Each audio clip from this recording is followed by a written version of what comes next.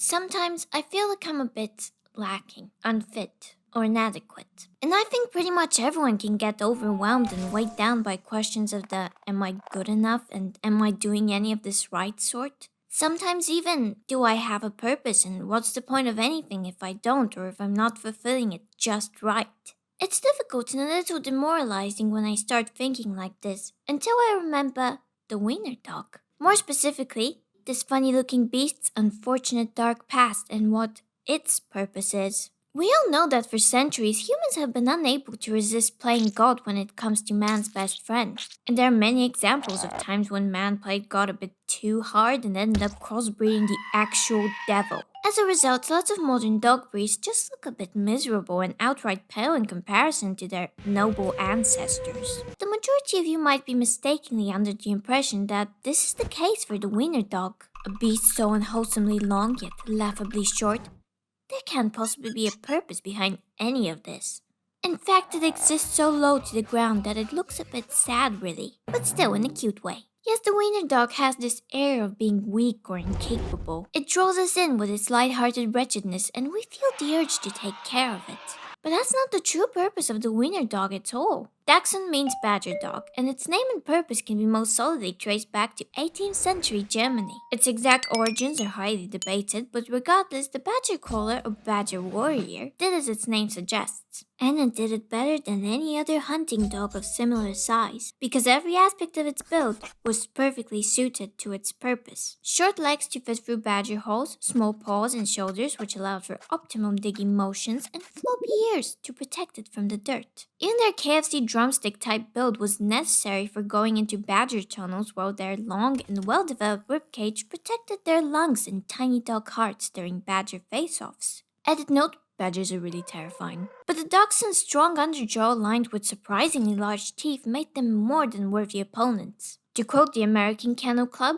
the dachshund gave back as good as it got. So nothing about the breed's build is pathetic and nothing about the dachshund is weak. Despite its size and queer look, it's a fearsome hunter by design. And the best way to describe this aspect of the wiener dog is through the words of Henry William Fischer. Regarding the last German emperor's dachshunds, Vado and Hexel, he wrote, "Nearer to the Kaiser than all these faithful servants, his two dachshunds called Tekels. Biting, snarling little brutes with jaws measuring half the length of their smooth bodies. Which, well, let me remind you, they had to be in order to survive and acquire the very fashionable at the time badger pelts. In those tight tunnels relying on their own wits, they had to be independent, fearless, and full of fighting spirit. That was their purpose, and their purpose and temperament carried a certain charm that easily made its way outside of Germany. The dachshund being recognized as a breed in the UK in 1870 and America in 1885. People were enamored with the wiener dog, despite its shortcomings. This is what author E.B. White writes about his dachshund Fred. I would rather train a striped zebra to balance an Indian club than induce a dachshund to hate my slightest command. When I address Fred, I never have to raise either my voice or my hopes. He even disobeys me when I instruct him in something he wants to do." So of course Kaiser Wilhelm's two dachshunds couldn't resist the easy challenge they saw in one of Archduke Franz Ferdinand's beloved gold pheasants. And of course, it wasn't this particular scenario that started the First World War, but in 1914, the world turned its back on the wiener dog, as if the pheasant incident may as well have been what started the conflict. And why? Well, you may have heard how during World War I, sauerkraut became Liberty cabbage, the hamburger was also German enough to become Salisbury steak, and even health officials felt compelled to rename German measles Liberty measles. And this sort of disguise worked quite well for the German Shepherd, which became simply police dog. But the dachshund did not enjoy the same treatment. It was briefly stripped of its history and name, but even as the Liberty pup or badger dog, it was met with a hostility only desperate war grief-stricken fools are capable of.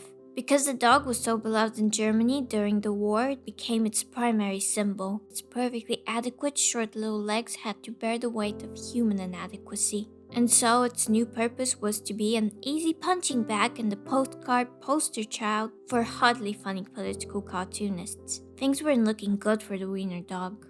This picture of a badger isn't that scary now that we're talking about war, right? And of course, during wartime, there was little time to be concerned with badgers. So of course the beloved dachshunds were now used for a different purpose, and that purpose was sniffing out bombs. Those tiny paws were careful and they had their place to be useful once more on the battlefield. Except in an act of cruel desperation, soldiers would starve the dachshunds only to eventually strap bombs to their weak little bodies and send the dogs running after food and towards the enemies. And unfortunately, this cruelty towards the breed made its way outside of postcards and outside the battlefield. Few of the cases were properly reported, perhaps because people knew what they'd done was not something newspaper pride-worthy. But for example, in a neighborhood in Columbus called German Village, which had the names of its streets changed to American names in 1917, a sort of savage ceremony was held to celebrate the renaming. Right in Schiller Park, which was then Washington Park, a large number of dachshunds were shot and thrown in a previously dug pit. And apart from organized attacks, dachshunds, liberty pups, or badger warriors or wiener dogs were often more casually simply stoned on the streets in the US and the UK, states British novelist Graham Greene. One was reportedly killed on the streets in Chicago, and the owner, who ran a kennel, shot the rest to avoid further conflict, as there were many instances of dachshund owners being verbally assaulted if found. And it's insane to think how we tried to suffocate and bury such a small creature with the pressure and hysteria of war.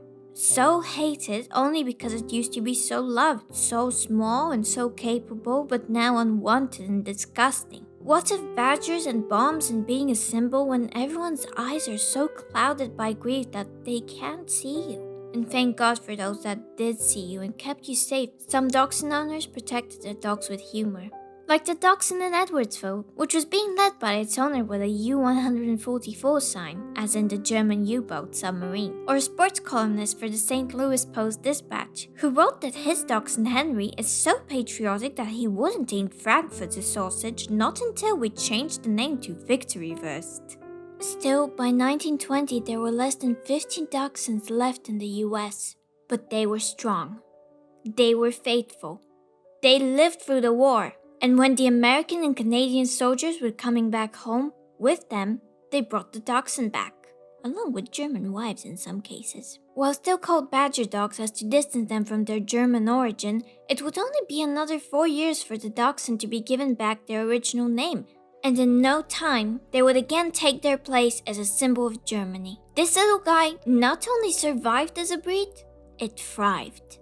Today, the dachshund remained ranking in the top 10 most popular dog breeds out of the 155 recognized by the American Kennel Club, a beloved pet. Still a favorite hunting dog in some European countries, but you can say it found another purpose. Not to be used, but to be loved. And to wear the little hot dog costume this Halloween. So, when you're going through tough times, just remember the wiener dog. And remember, you're capable, you're lovable, and you will overcome.